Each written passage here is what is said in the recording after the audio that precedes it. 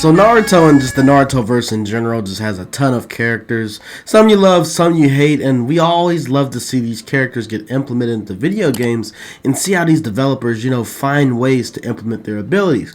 But there's one character that I feel like is going to be extremely difficult to implement into any Naruto game, and that's Eida. Just because of how her ability works, how do you actually put her in a game? So, alright, my question for today is going to be, do you think Eida will ever be in a Naruto game? But yeah, that's what we're going to be doing today, man. We're going to be giving y'all basically a DLC concept for Shinobi Striker for Eida, even though it'd probably be highly unlikely that she'd ever come to Shinobi Striker, but if she did, I really do wonder how they do it, and hey, that's what we're going to be doing in this video. Hey, so if this is something you might be interested in, make sure to like, comment, subscribe, turn on the bell, do all those nice things, and let's go ahead and hop straight into this video. So before we get into this, a disclaimer for all my anime watcher onlys.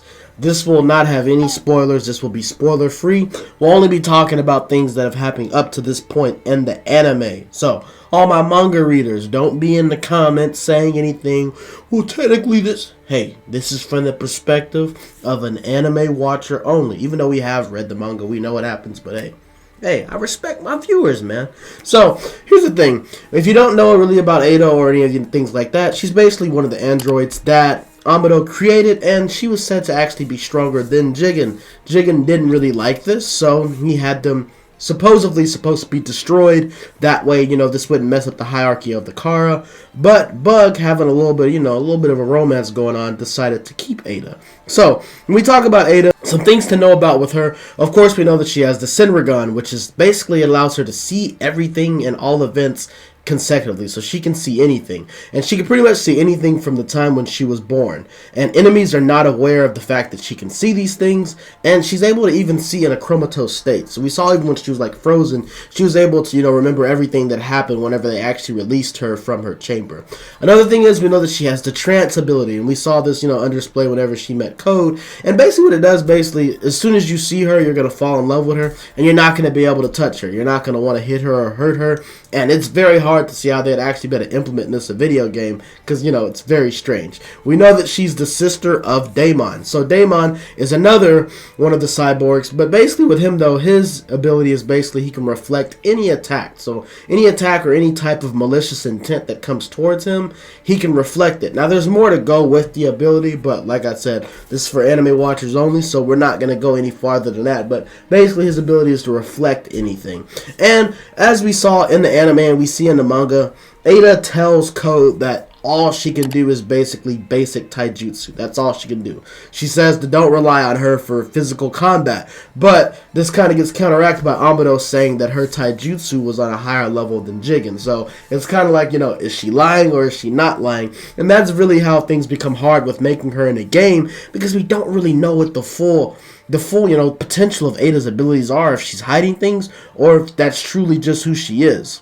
But when we actually get into the DLC, some things that I think we'll get that's not talking about jutsus and things like that, I think that we'll get some things for Daemon. So I think we'll get his outfit, and we'll also get his pupils. I think we'll also get something from Amado, since she is an android, that was created by him, android cyborg, whatever you want to call it. I think we'll get Amado's outfit, and we can also get his hair and his glasses.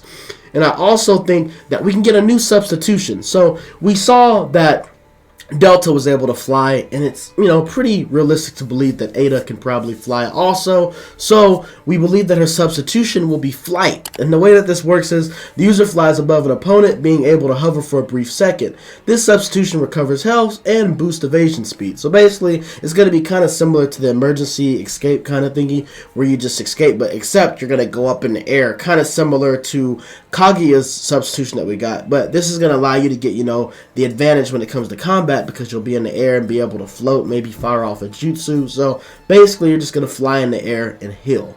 So when we actually get into the jutsus, the first one is going to be Trance. This is going to have an 18-second cooldown, and the way that this one is actually going to work is going to be pretty interesting. It's going to be the user emits an aura entrancing enemies who come into range.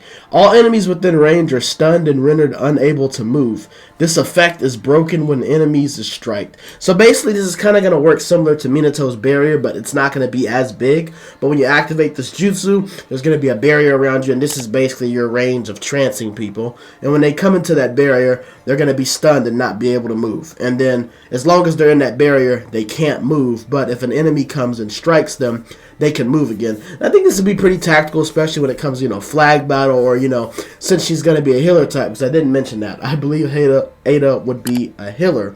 And if she's a healer type, this would prevent people from jumping her and stuff like that, because once she pops this jutsu, everybody's going to be frozen, and then the allies can come in and clean things up if they need to. The second ninjutsu is going to be Senrigan. Now the way that this is going to work, the user activates the Senrigan while in this state. Secret technique charge gauge, all jutsu, ninja tools, and substitution cooldowns of enemies are visible to you. In addition, all allies have their secret technique gauge charge rate increased.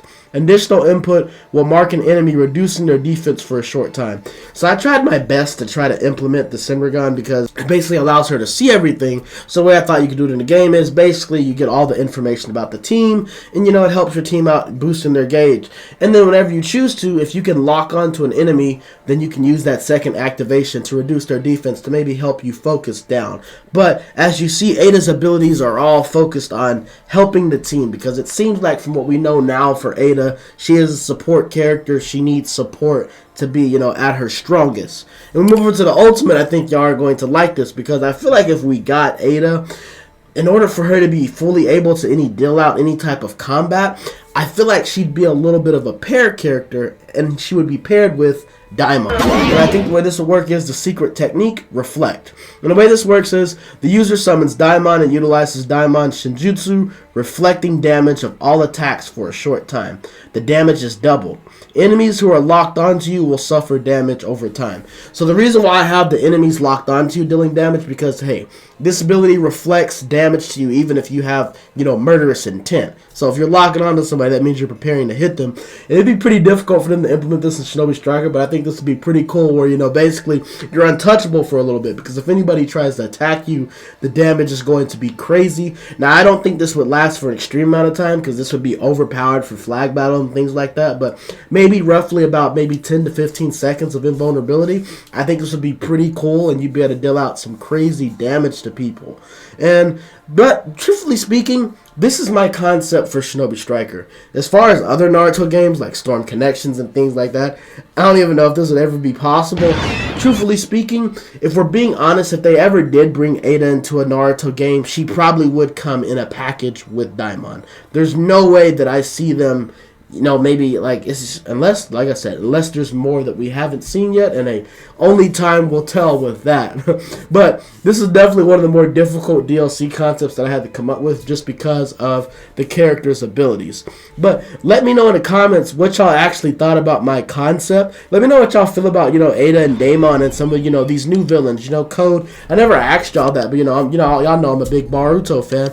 I'm curious, how do y'all feel about the new villains that, are coming around, and some of their motives for the things that they're doing and stuff like that? How are y'all feeling about it? How y'all feeling about the anime, just Naruto in general? And sorry if y'all can hear my throat a little bit. I had a little bit of a sore throat, so if you can hear the difference, hey man, we trying to get better. But I appreciate y'all for tuning in, man, and I'm gonna see y'all in the next video.